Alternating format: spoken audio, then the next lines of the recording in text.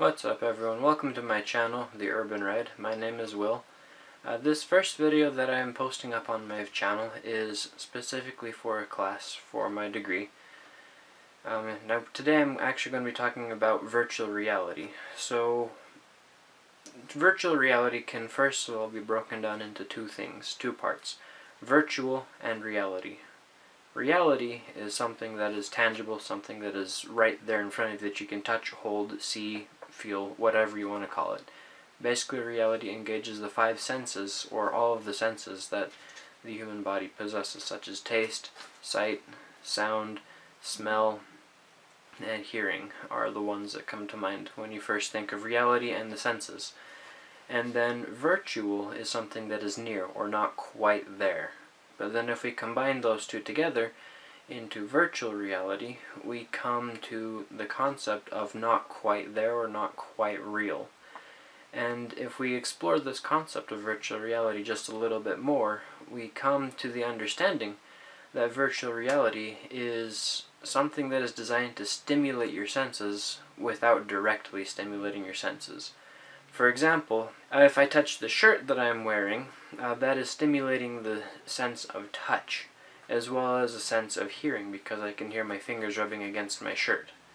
Now, if we were to take that same sensation over to, say, like a computer or whatever, or a TV screen or video screen or something like that, we could hear the sound of the rubbing, and we could see the person rubbing their shirt, like say I'm rubbing my collar. That would be virtual reality to you guys, the viewers, because you're not actually feeling it. You're not actually experiencing that stimulation. But virtual reality is a lot more than that. It has gotten to the point now, and so far advanced and so far developed, that there is actually technology out there where you can wear gloves that will provide tactile stimulation. So if you go to, like, say, touch a shirt, you will feel like you're actually touching a shirt in that virtual reality experience, as well as hearing the rubbing of the shirt, as well as seeing the shirt being rubbed and things like that. And then that is actually coupled with another technology, the headsets, like the Oculus Rift, I believe is what it's called, or a Google Cardboard, or other things like that. Those are two examples, and then the third and final example that I can think of are the omnidirectional treadmills, or in other words, treadmills that let you go walk in any which direction that you want to without you actually having to walk. All of those three technologies are what constitute and what make virtual reality what it is that we know it as today.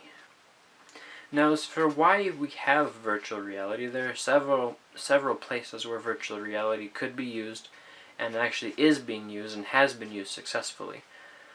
One of those would be in architecture. For example, if you wanted to create a building or a camera or a motorcycle or whatever in a virtual reality program, you could put on your headset, put on your little virtual reality gloves or whatever, go into that room, and you could literally mold and sculpt what you're thinking and what you're seeing and what your mind is giving you without having to go through and use a mouse and keyboard or something like that. That isn't quite as accurate, and you could do exactly every little detail that you want, how you want, where you want.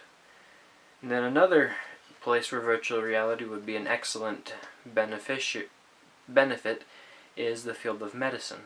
As a quick example, the reason why is because doctors could go in, they could explode a limb virtually, see exactly where everything is at, and transfer that knowledge over to an actual living patient. And then one final place for where virtual reality would be an excellent place is like training. Now, the only example that I was able to think of was for like welding. Because while it is true that you could go out, buy yourself a welder and a bunch of sticks and just practice, but it's another thing entirely if you can practice welding on a computer-generated system in school or at work for training purposes or whatever. That way you can see and understand exactly what it is that you're doing right or doing wrong, and transfer that knowledge and experience over to the real world. Looking at all the benefits of virtual reality, it's something that I feel like can and will benefit people in the future. It just has to be harnessed, used, and used appropriately, not abused. Thank you everyone for watching. I hope you have a great day.